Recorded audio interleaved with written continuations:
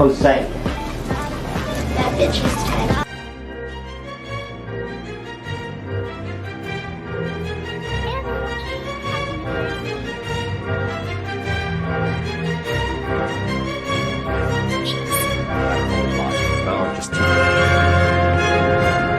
Good?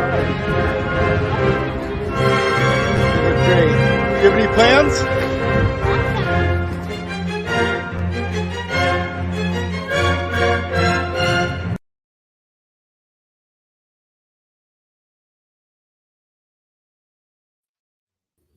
Hello, everybody. Excited utterance here. My name's Fella.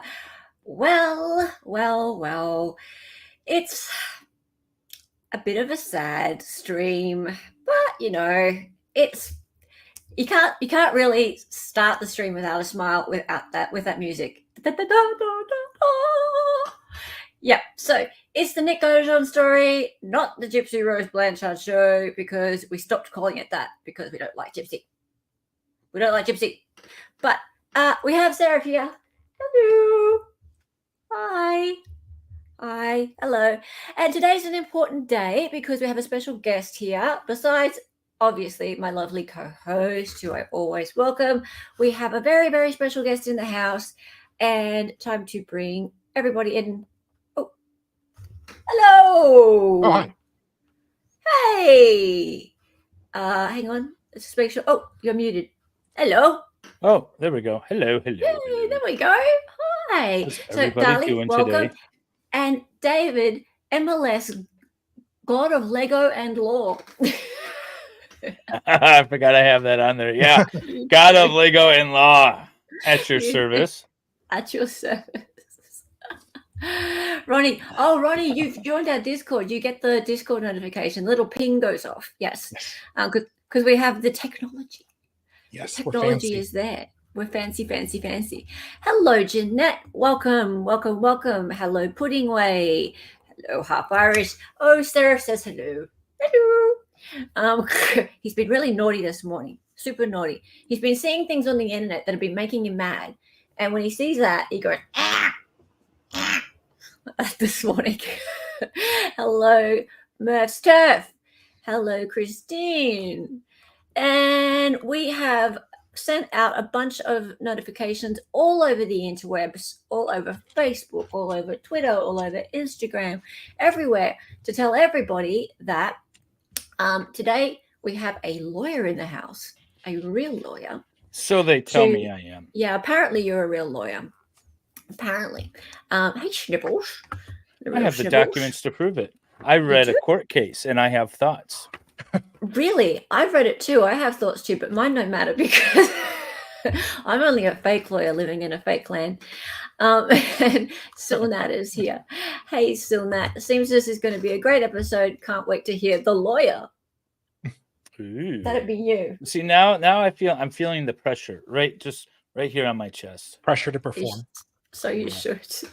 Yeah, you don't do well with pressure. He's the God lawyer. Hey, John. Hey. How's it going? Hey, John. So I'm just discovered the Dune popcorn bucket. What's the Dune popcorn bucket? I don't know what that is. Oh, are you talking about behind me? Or because it's not a Dune popcorn bucket, it's Indiana Jones, but I didn't know if that's what he was referring to. Right. Okay. Anyway, so everybody, welcome. As you're filing in, we'll just give a little bit of background as to what this is all about. So, this has been probably the most epic playlist that I have on my channel. This might be the last one. I did actually say about 8 streams ago that we were having a finale. You can read the habeas petition. Okay, we don't know what that is, but you can explain in a moment. I don't want you to get your hopes up to be done with this case just yet. Well, we're going to talk about that. So about eight episodes ago, I said we were having a finale, and that was when we finished the trial. So we watched the trial of Nick Godejohn, and back then the playlist was called the Gypsy Rose Blanchard Saga or whatever it was. Then we decided we really, really, really didn't like Gypsy Rose. And we thought that Nick Godejohn the man who did the stabby and was her boyfriend at the time, got a bit of a hard deal. And we decided to look more into his case. And he started to get a lot of support from people. And now, actually, out there in the social media world, there are all of these thousands and thousands of people who are following his support groups and things. So people are sending him letters and things and putting money on his commissary, and there's petitions, and there's actually a lot of support for Nick. The reason being is that his appeal is all about the fact that he apparently, or as far as his post-conviction relief appellant brief put forth, didn't receive a proper expert in Asperger's syndrome, autism, at his first trial. He wasn't able to, as far as his defense is concerned, he wasn't able to defend himself from Gypsy Rose Blanchard's manipulation over a period of 2 years. And therefore, he felt in his mind that he was saving her from the abuse of her mother. So a lot of people feel for him. And we looked into that over the last sort of 5-6 episodes. And yeah, I mean, his mother, we went and had a look at his mother's interview with the police, his stepdad's interview with the police, and he never did anything violent or anything like that up until this point.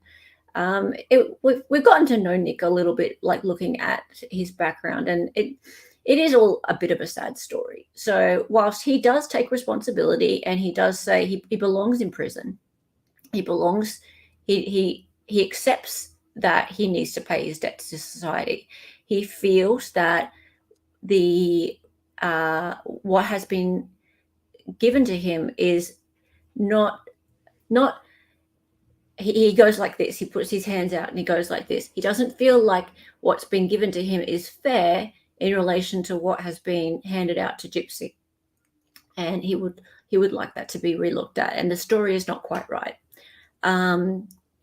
So now we're at a point where the appeal that he's put forth has been denied by the court. And so we have Mr. David here to have a look at the document with us and to give us a little bit of insight into what that all means. What's that, Ronnie? Thanks. Well, when you're ready for me to talk, fire away, because I have some thoughts. Yeah, ready for you now. But I think that's it. I think we've caught up, right, Darlie? Yeah. That's about it? Unless you've got anything to say? No. Nope. Take it away, David. Sure. Okay. So what this is essentially the state's version of a habeas corpus petition. And what a habeas corpus petition is, it's a petition that you can file that compels the court to order the incarcerated individual to appear at a hearing to determine whether or not he is rightfully or wrongfully incarcerated. Okay, that's all that means. Now, the state, I looked up the state's what is it, Rule 29 or 19? I can't remember what it is. But I looked up the state statute on this, and Rule 29:15. And that's essentially what it is. Now, what he's saying is that he was deprived of his right to a fair trial because he didn't have competent counsel, particularly like you said, counsel that would actually call the witness, the expert witness, to the stand to say, hey, listen, this guy, he can't think right, therefore you can't hold him responsible. Because remember, he's charged with first-degree deliberate murder. Yes. So, premeditated he murder. deliberated. Yes. Yeah. And so is this is the Court of Appeals, but I don't know if Missouri, if this is the highest district. I'm not sure. I don't think it is. Okay. I think so maybe there's a higher court. Yeah. Maybe there's a Supreme Court appeal that could come. But essentially, in order for you to prove ineffective assistance of counsel, you have to prove two things. One, that he actually, his conduct fell below reasonable standards, as you would expect an attorney to do. And two, that the outcome would have been different if he performed those reasonable standards. The only thing we're looking at here is whether or not it was unreasonable for the attorney not to call the expert. And the court Yes. concluded that it was not, namely because the expert agreed with the state's position. So the expert wouldn't have been any help. And then the court goes on to say that even if we assume that it was negligent Yes. and this guy should have testified, his testimony was going to be that the defendant was sufficiently able to deliberate on this idea before he did it, particularly because the movement, what's his name? Movement. His name is Nick Godejohn. Nick. Yes. Waited a minute, and he apparently said this, waited a minute and thought about if he really wanted to do this. And so the expert didn't. There we go. Movement waited a minute and thought about if he really wanted to do it. There it is. Yeah. And that's in quote. So I have to assume that he made that statement at some point. In this, Yeah, he did it's say part that. of the record. So, Yeah. so the expert then, if you go to, I was trying to underline it real quick. The expert basically said he was not going to testify that the defendant was unable to deliberate the decision. So if the expert isn't going to corroborate your story, then why would you call him as a defense counsel, right? You know, we go through experts a lot. We evaluate different experts and witnesses. I get on the phone and I talk to people, and if they say something that I think might help, then I'll call them to the stand. If I think that they're not going to help, I don't call them. That's not ineffective assistance of counsel. That's actually effective assistance of counsel. And so for that reason, the court denied this. And based off of what I'm reading, I don't know the whole case, probably rightfully so. Now, he does have a couple more options. Like I said, a writ of habeas or a habeas petition to the Supreme Court. Can you explain what that is, please? Yeah, that's basically a petition filed to the Supreme Court saying, hey, I am being held unjustly, unlawfully, unconstitutionally. Please take a look at my case and examine it and see if I actually my constitutional rights have been violated. Okay. And at the federal level, you can do that to the U.S. Supreme Court based off of violation of the Constitution, such as the right to due process, competent counsel, and things like that. Which is, like I said, the statute, the 2915 statute that Missouri has is very similar. It's just at a state level. Yes. So he could file to, if there is a higher court in Missouri, he could file there. So I would expect a petition though there, and then I would also expect a petition maybe to the U.S. Supreme Court. But both of those are very unlikely to be taken up unless they can really. I haven't seen the petition, the motion on this. I've only seen the outcome, and it's 3 pages, which means they weren't terribly impressed with the whole argument. Okay, so we went through the petition at an earlier stream. Andrew Branco was here, and he basically predicted this exact outcome. So probably for the same reasons, because you need it's a really high threshold. Yeah, it is a high threshold because he said basically that in order to have this very common, because he said it's very common for the to go forth with the inefficient counsel appeal, because everyone thinks that their counsel was inefficient if they don't get the outcome that they wanted because they lost. Right. Because if you lost, if you're happy that if you win, then it's effective. Inefficient counsel. But he said that yes, this whole deliberation thing is the problem. He admits that he deliberated. He said it over now. Over. If we're just talking about relief from the sentence, what's he sentenced to? Life without parole. Life without parole. So if we're talking about that, you could make an argument similar to the Miller standard, which is that it would be cruel and unusual to lock somebody away for life that's like a minor or incapacitated in some way or whatever he has going on. You could make a Miller argument and say, okay, fine, you found him guilty of this intentional murder, this first degree premeditated murder, but still it would be cruel and unusual given his mental situation to lock him away for the rest of his life. And so you could force that sort of situation, which would be similar to the assessment done in the Ethan Crumbley trial. Yes. For Ethan Crumbley. So you could potentially do that, but I don't know what Missouri standards are on the whole Miller thing. Can you do that after the fact? Yeah. You can. Oh, okay. I mean, I don't know what the timing requirements are. Before, wasn't it? Well, I don't know what the timing requirements are for that. Yes. But if you brought it as a habeas petition, meaning my constitutional rights have been violated, namely the cruel and unusual punishment part of it, because I suffer from these mental health issues.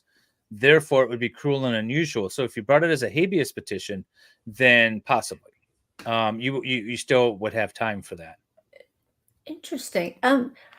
Okay. So not that I'm saying it would work, but it's an idea. Okay. So here's the thing with that. Like he has this condition, and the thing about it is that his first expert defined him as being level 1, I think it is, autism, and didn't classify him as having Asperger's syndrome, I believe. Still that in chat. If you can correct me on that. I think you know of this better than I do. And then Dr. W, who was the expert that his counsel then came forth with and said, no, if we have a retrial, and this was at the post-conviction relief hearing, this is the expert that we would want, came along and said, no, he's autism level 2 and he has Asperger's syndrome. So he actually requires far greater care and is far more impaired. So if that be the case, would then there be the Miller hearing? Would that be that sort of testimony then be required? Yes, it would. But it only goes to sentencing, not to guilt or innocence or levels of culpability. Not, I couldn't form the intent. I couldn't form the premeditated intent. That's not what you're attacking. You're just saying that the sentence would be cruel and unusual, but you still have to establish the guidelines for that. There's a bunch of standards. Now, Miller is particularly to juveniles, right? So I don't know if there is a standard to be applied for the mentally handicapped. But I have to imagine, because in all other respects, we treat children, minors, and the mentally handicapped on the same level, in that they can't act for themselves. So assuming that there would be some sort of similar standard to apply, or you can extrapolate and say, hey, on every other level, we treat minors and incapacitated adults the same. So therefore, we should apply the Miller standards to an incapacitated adult. You can make that argument, is what I'm saying. There's a possible, line of argument there. I'm not aware of anything that would preclude you from doing it. So that's why I just offer it. I don't do a lot of criminal appellate work, but I that's just sort of what popped into my head, probably because Crumleys are fresh on my mind. No, I understand. And thank you, Stillnat, for that. I get mixed up. So Asperger level 2 is he has problems with simple tasks. Okay. Is the simple task this motion? He had to be instructed on how to do that. There was an instructional video by Gypsy. She actually, have you seen it, David? No, there's an instructional video on how to stab someone. Yeah, Gypsy did it. Oh, God. Could you look it up? Oh, my God. Okay. Well, it better be on YouTube. That's all I got to say. There legit is an instructional video. She made an instructional video for him. She went, walk around here and go like that. Oh, she made it. Okay. Yeah. She made the instructional video. I thought this was like a, do-it-yourself video on YouTube. Just in case, She said, walk around here, go there, and go like that. No, I'm not kidding. It's going to take a minute. I mean, he could be potentially susceptible. Okay. How about this? Let's extrapolate this, because this is what we do in the law, right? For example, all right, this is how it's taught in law school, right? How case law builds on itself. All right.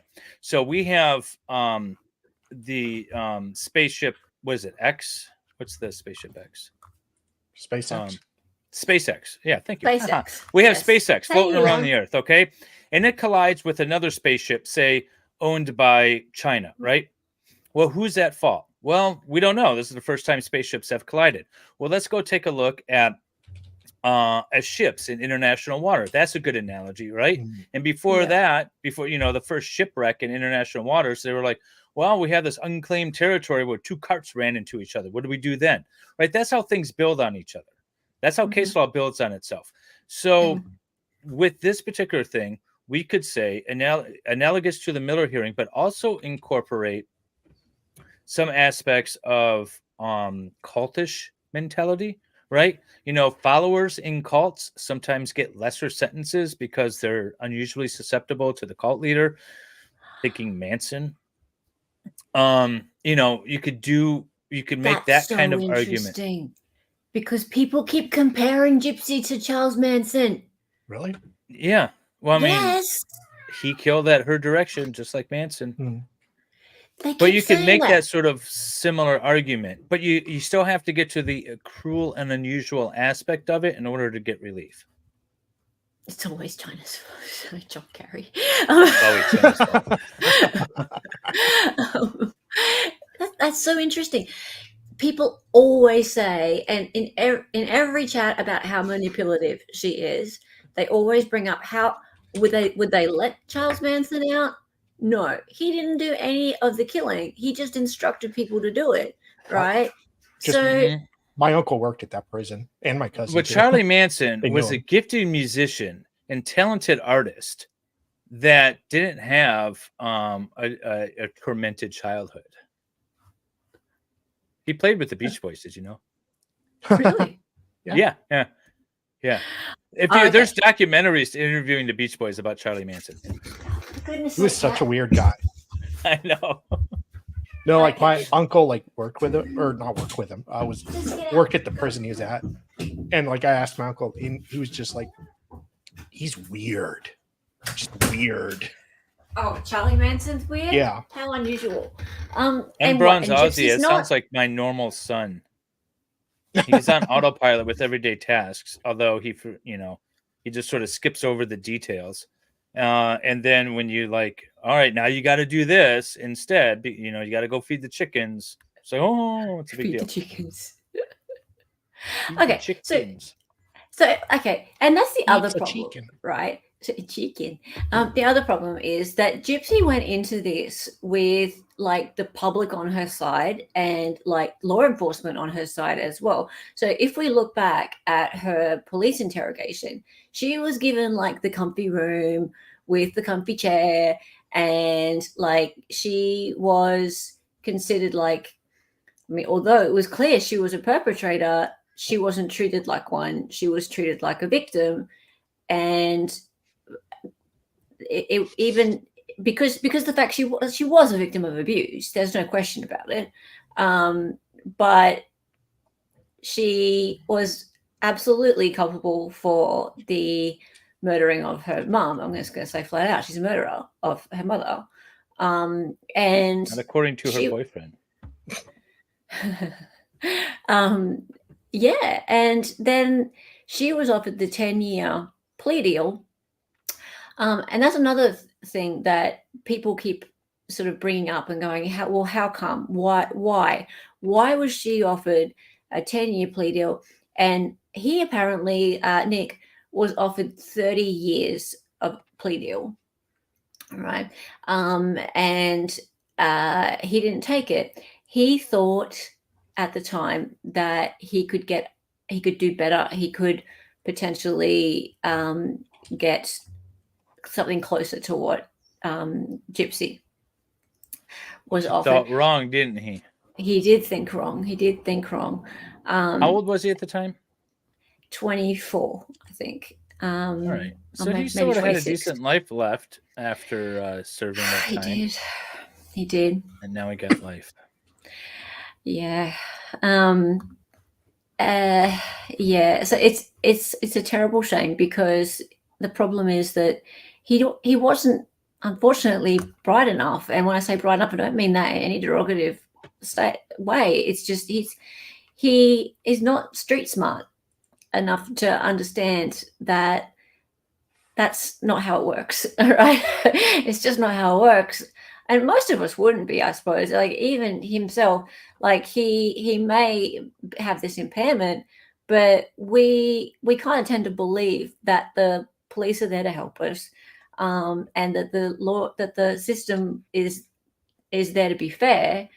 But no, he was the bad guy, and she was this victim, and that's how the story played out. Did he plead insanity as a defense? No. No, He just, what did he plead? I didn't do it. I mean, what was his defense? Probably trying to go for second degree, I think.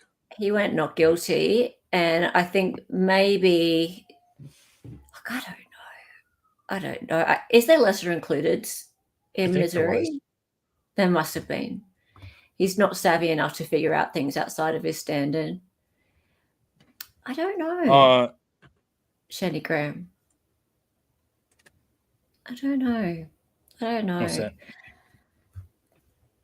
I don't know. I'm going to have a little bit of a look on the Facebook groups and just see some of the things that people are asking whilst we have David here, because Yeah, I mean, so I know everyone's feeling sorry for him. I know. It's not so much that I want to see him out. It's more of a,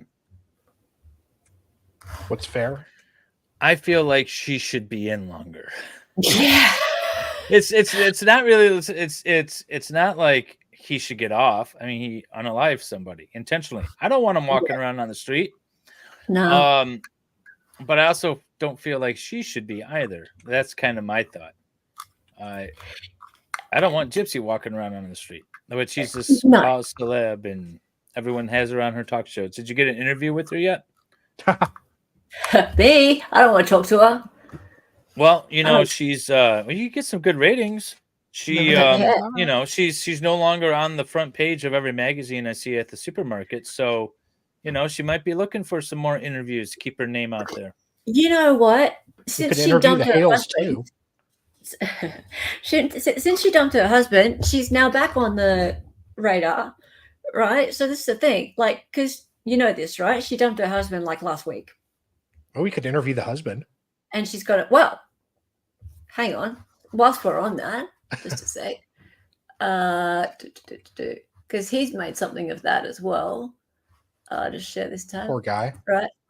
Well, poor guy. But this is her boyfriend?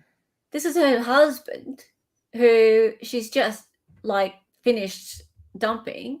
And watch him. Watch what he's saying. Wait, she dumped her right? husband? Okay. Yeah. Right. Yeah. Watch this. Hey, everybody. I just want to say thank y'all for the support and the nice messages I've been getting from people. I'm at a friend's watching WrestleMania right now. It's great. I'm enjoying it. You know, I've been a wrestling nerd for a long time. But it's still real to me, damn it. But you know, I just want to thank everybody for the support. It's been great. I'm just living my life, guys. Living his best life. And the D. Lifetime. We're filming a lot, so stay tuned for that. And I just want to thank everybody for the support. Stay tuned for that. Follow me. I will post more stuff eventually. I'm just hanging in. I just want to say thank y'all to everybody, and you know, God bless. Okay. I don't know, how did she have an ex-fiance? She was in jail. She did. Hey, she's with him now. She got back with him now. Yes. She got back with him now? Oh my God. Yes. Oh my God. So hang on. Let me just see if I can find it. Yeah, right, John. Is being dumped by a psycho murderer a bad thing? He should have taken that as a, woo, I am free at last. Okay. But he's profiting off it too now, because the thing is that he's still on Lifetime, right? So Lifetime's now following him around because it's still a reality series, right? So I didn't even know now- there was a reality series. There's a reality series, like Yeah. So like he's still got a contract with Lifetime, Oh, right? So notice how he said, "Stay tuned for that on Lifetime." well, that's why they're back together, because Lifetime was like, you guys split up, this contract's done, and they looked at the money and they're like, okay. so this is Ken Urker. There he is. Yeah, Gypsy Rose, or do you have it, or do you want me to display? Wait. Sorry. Hang on. You're taking over the screen. I already did. I know. I'm just telling you. You're taking over the screen. You not want me to yet? That's guys, okay. guys, don't separate like Gypsy and her. Shut up. That's all right. Go. Okay, I'm sorry. Yeah, go. No. You. Gypsy Rose Blanchard is reconnecting with her ex-fiance, Ken Urker.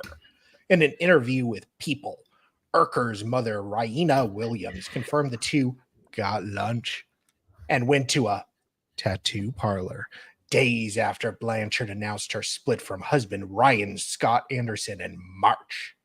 While serving time in prison for her role in the killing of Mama Bear, Dee Dee Blanchard was in a relationship with Urker, who first started as a pen pal. Okay, so you're saying there's a chance with these prison breaks. Though Yeah. Urker had largely stayed out of the spotlight, Blanchard has revealed a few details about him and their relationship over the years. So she talks about him in the Lifetime series. He wrote to Gypsy after seeing the HBO documentary Mommy Dead and Dearest. Blanchard revealed that Urker first contacted her after he wrote her a letter of support. Blanchard said they started corresponding back and forth on a weekly basis.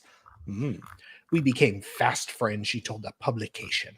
It was pretty soon after that we started talking on the phone. We would spend hours on the phone. I talked to him like I had known him my whole life and vice versa. I talked to him like he killed my own mother. He kissed her the first time he visited her in prison. Aww. Oh, God. It wasn't long after they started talking that Lord. she sent him a visitation form to see her in prison. He came, and it was kind of a funny story, but within the first 30 minutes, he leaned over and gave me the most wonderful kiss of my whole life. Oh, God. She said of their first interaction, the kiss he gave me was quite passionate. I looked at him and was like, I didn't even know you liked me like that. And he said, yeah, I have for a while. And I'm like, I have for a while too, Blanchard added, noting that she was the first girl he ever said, I love you to. So the news of their engagement didn't come out until 2019.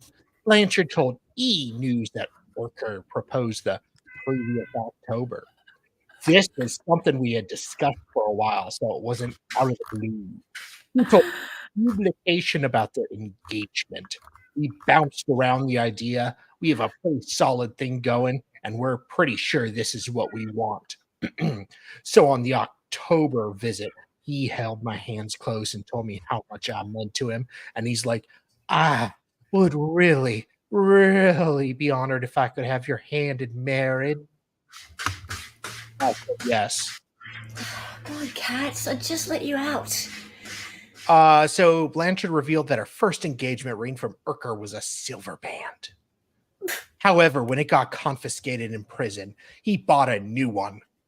We are going back and forth because if we are going to have a wedding ceremony in here, she said about having their nuptials in or out of prison.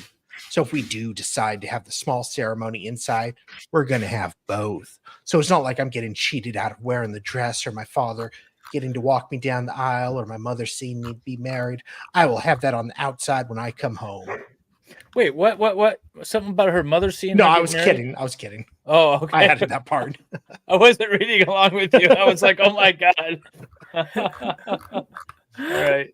Oh my God.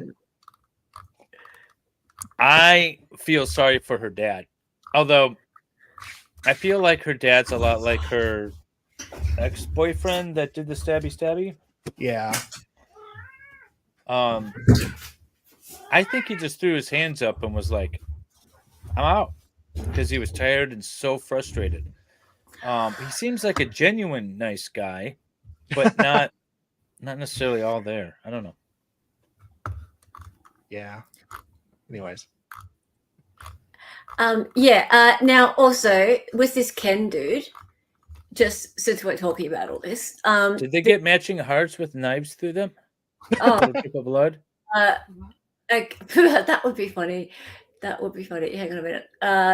Sorry, I have to actually find the thing that we're playing. This conspiracy. She's been in our chat before. She's quite lovely. Hi, conspiracy. If you're watching later or whatever.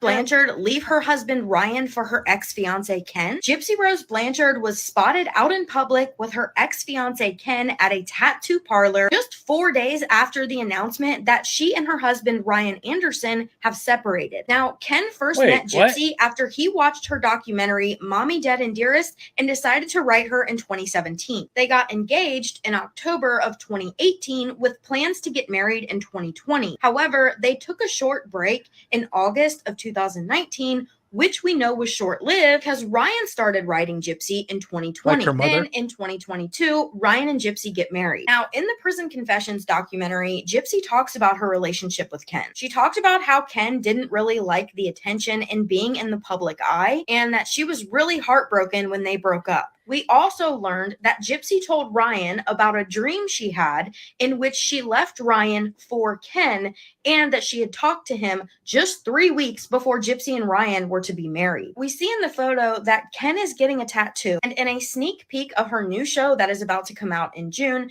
Gypsy went and got a tattoo by her cousin. So it does appear to be the same tattoo parlor. Now, they could just be friends that are hanging out, but let me know what you guys think.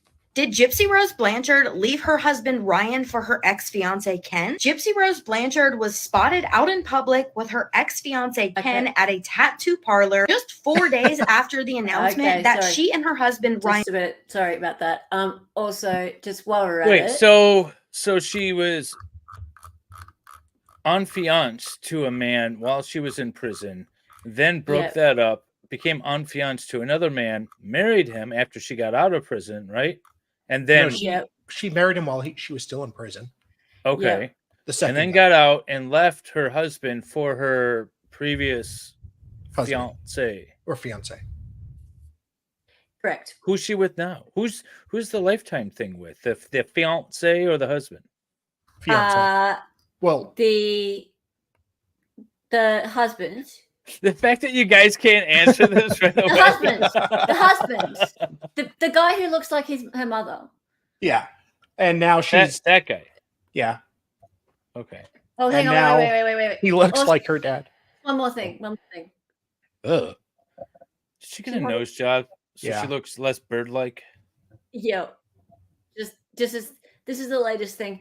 And also Tax dollars at work. I'm sure she's doing this not just make a prettier nose, but also so she can keep getting like views, right? So she doesn't need an interview with me. Do you think she has two twin beds next to each other and she just hops from one to the other? Why? Because I both don't guys get are it. in the bed. Oh. All right, let's watch this. Hang on.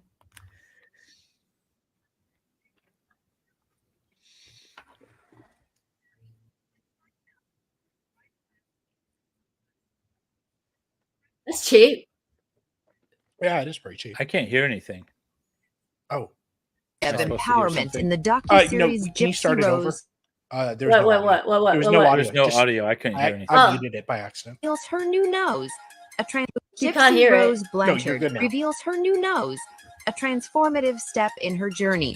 With a $5,000 rhinoplasty and septoplasty, she signals a fresh start beyond just her appearance. Her post-surgery smile radiates confidence, previewing her story of empowerment in the docuseries Gypsy Rose: Life After Lockup. a moment of change capturing her path to self-discovery. Gypsy Rose Okay. Blanchard reveals Doesn't her she So- have fake nose, teeth? a transformative Yeah, step in yeah, I think so. Because she had her like salivary glands removed. That's a hard word for you.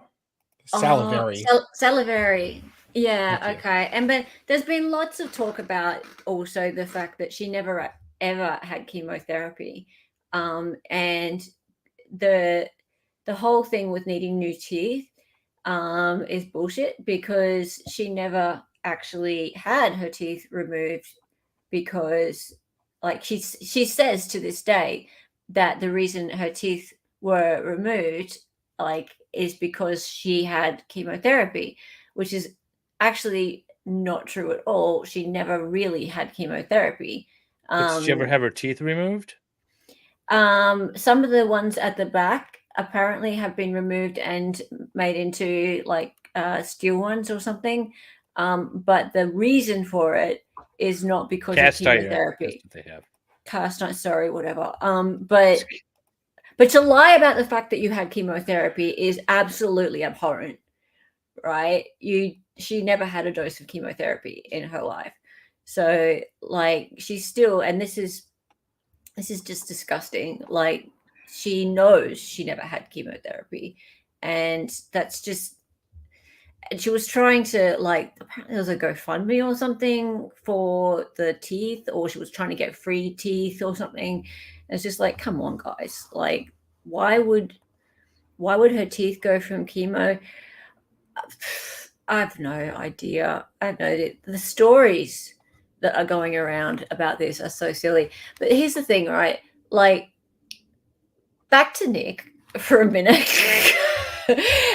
And this is the thing. She keeps talking about how Nick is the murderer.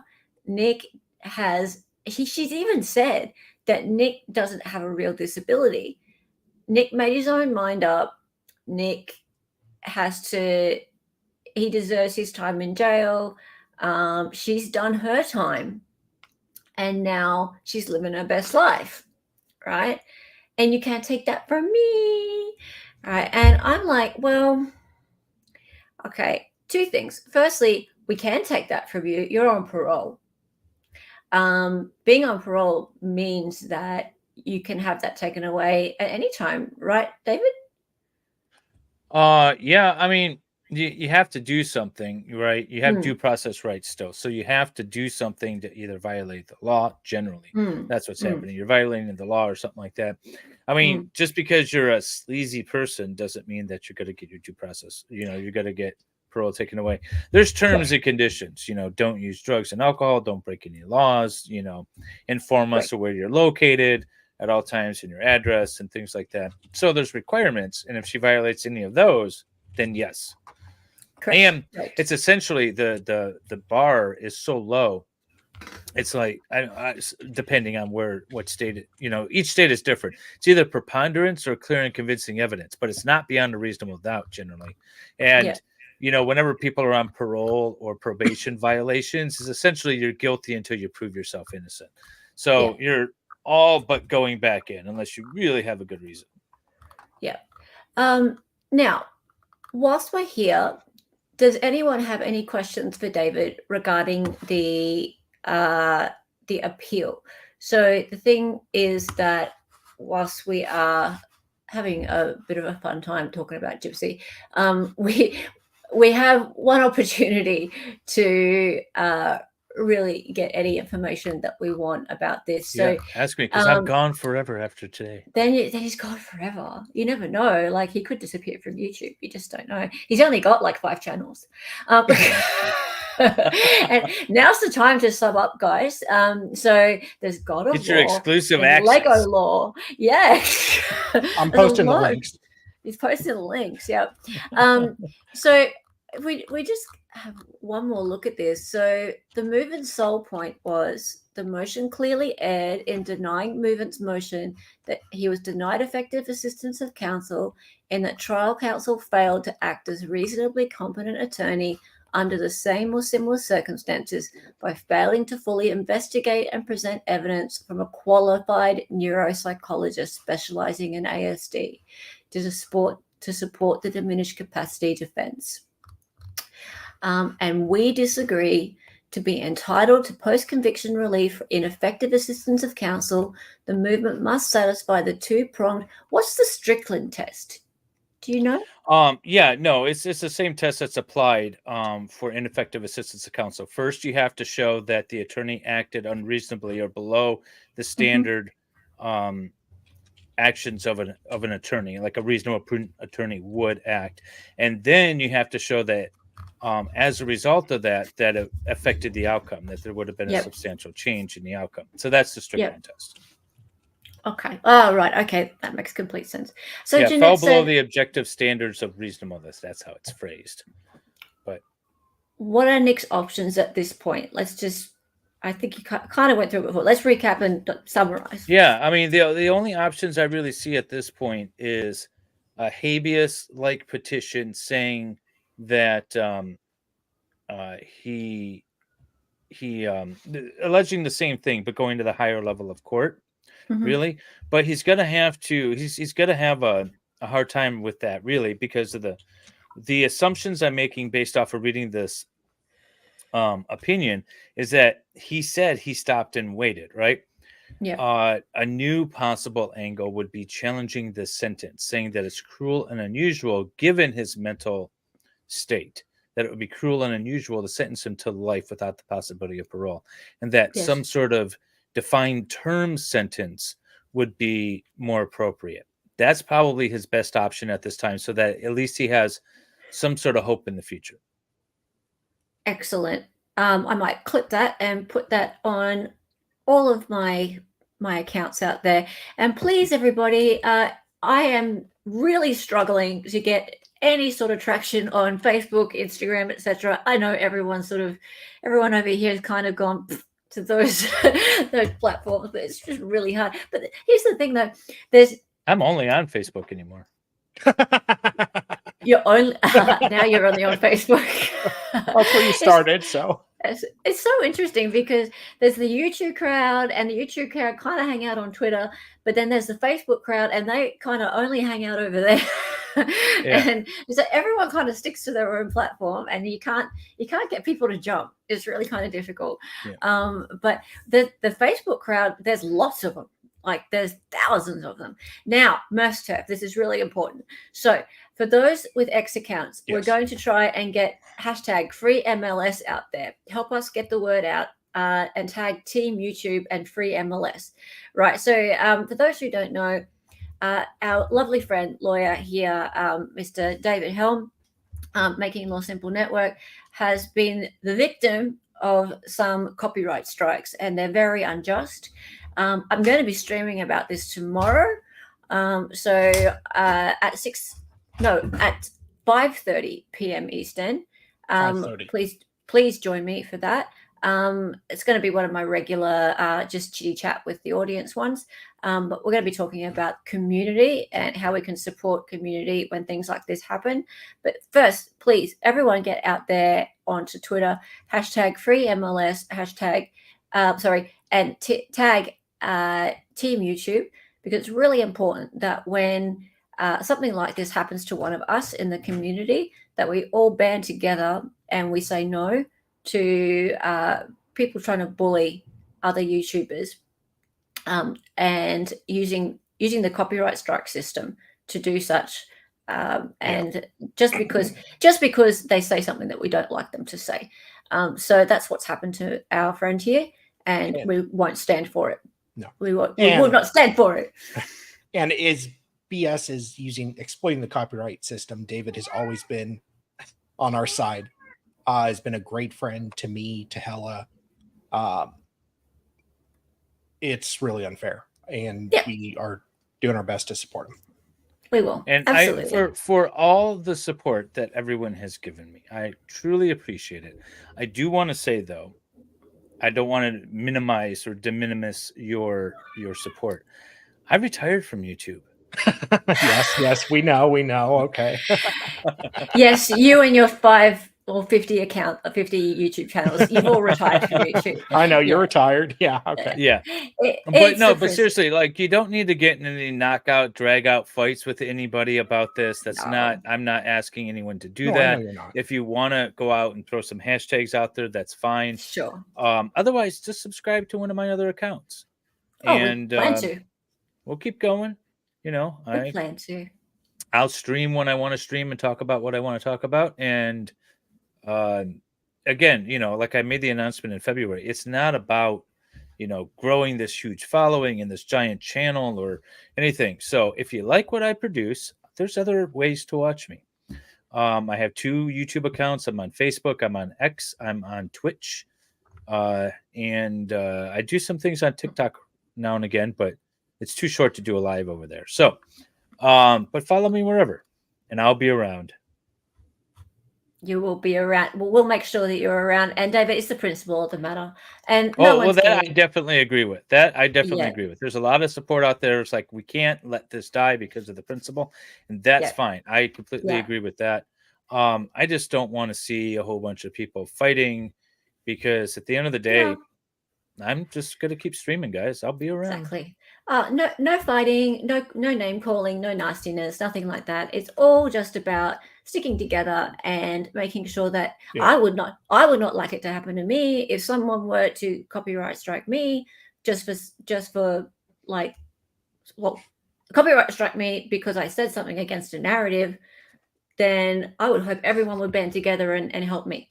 So, and it's the same deal. So we need to act the way that we hope others would act towards us. You know, So, actually, That's it. Shenny Graham, her channel got taken down too, I understand. And she created a new one. I don't know the yeah. facts about that, but I just know she's got a new channel. And Yes, so, Shannon, guys, go. huh? Yeah. Was that about a copyright strike? I hope not.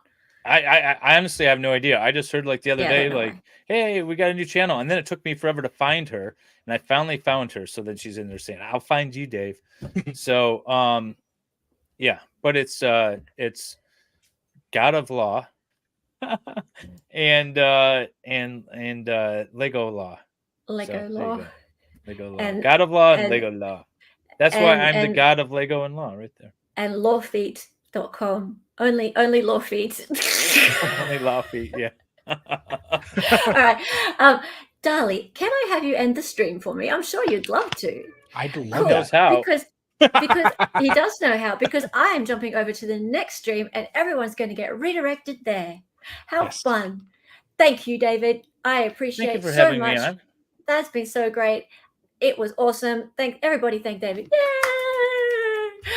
He's answered all of our questions about Nick, and I wish the best to Nick. I really do. I think that all that happened was just, it was all terrible luck.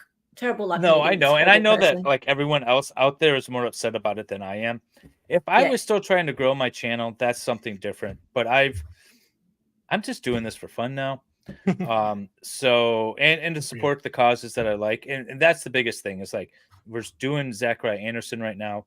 And this is sort of like interfering with that. That's the biggest Yeah. problem. Because Yeah. Zachariah That's Anderson true. needs more. But it's forced me to stream it everywhere. Zachariah Anderson on my end is being streamed in like 6 different locations at once. So, Good. So that's maybe a Free good Zach. thing. I don't know. All right, Good job. I'm popping out, and Okay. your I will job end it. your job to do this. Okay. I'll do it in a couple See you minutes. guys soon. See you guys in a few minutes. Bye. All right, bye. I just see Merce in there. It's not about you, Dave. I know. Yeah, I know. God. So yeah, we'll be ending. Whoa. Oh, God damn it. Didn't mean to pull that one up. Now I can read DUI guy's tweet because you made me go on Twitter. Yeah. Oh. I don't know. Do you want to mention anything about that? Tonight at 10 p.m. Eastern, we have Barely Interesting with Solomon Anderson and special guest Anthony. Is it Zach's friend who testified? He'll be really? on with us talking. So you don't want to miss it. If you guys have any questions for someone who is on the stand in the trial, Wow. you need to be over there. So check it out on the links that Solomon put out, or that's the Salvador put out, or Solomon's channel. I just put your link. Yeah, it's going to be on God of Law. God of Law. I'm pretty sure. Pretty sure. I don't know. I have too many channels to figure out now. I know. Yeah, God of Law coming up. Nice. Did Saul reach out to him? Yeah. Nice. Yep. So we'll have that going on 10 o'clock tonight. So trying to in like find 2.5 the link. hours. Okay, cool. Just hang on 1 second, guys. We'll be redirected over right after I find the link. You don't even have redirect set up? No, the link for your stream that's coming up. Oh. I just wanted to post the link so people have it. Oh, okay. Am Sweet, I can post competing as with Hella. Aphrodite? Apparently. I don't know what she's got going on. So yeah, Hella has we're going to No, Hella's John Gary next said turn. Aphrodite. Oh.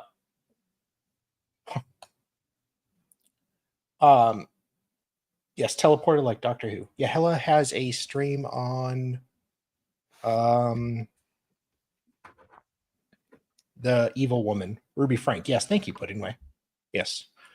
So we'll go over there. And that's about it. So yeah, we'll right. go ahead and end right now. Thank you so much for being Bye, here, guys. David. Bye. No problem.